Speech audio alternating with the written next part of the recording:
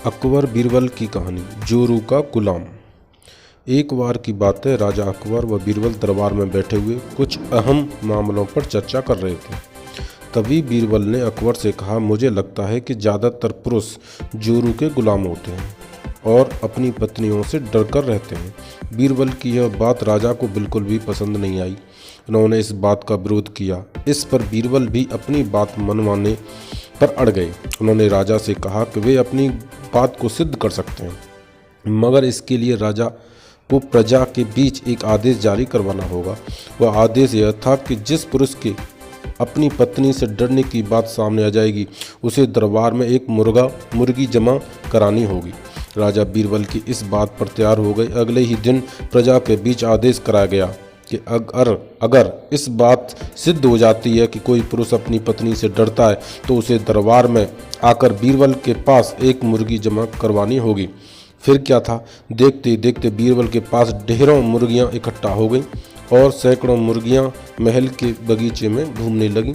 अब बीरबल राजा के पास पहुंचे और बोले, महाराज, महल में इतनी मुर्गियां इकट्ठा हो गई हैं कि आप एक मुर्गी खाना खोल सकते हैं, इसलिए अब आप इस आदेश को वापस ले सकते हैं।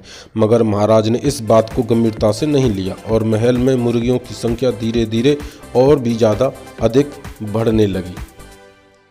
इसके बाद कहानी कहती है, इतनी अधिक मुर्गियां महल में जमा हो जाने के बाद भी जब राजा अकबर बीरबल की बात से सहमत नहीं हुए, तो बीरबल ने अपनी बात सिद्ध करने के लिए एक नया उपाय निकाला।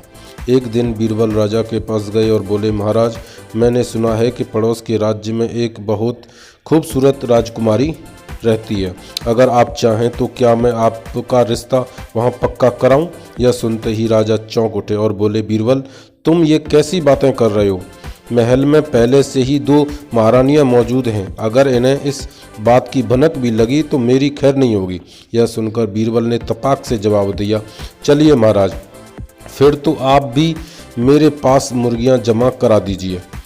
राजा बीरबल का ऐसा जवाब सुनकर शर्मा गए और उन्होंने अपनी आदेश उसी वक्त वापस ले लिया। कहानी की सीख क्या है? कहानी की सीख है, अकबर बीरबल की इस कहानी से हमें शिक्षा मिलती है कि बातों की चतुराई से हम किसी भी बात को मनवा सकते हैं। ज़रूरत है तो बस बीरबल की तरह चतुराई से अपना पक्ष रखने की।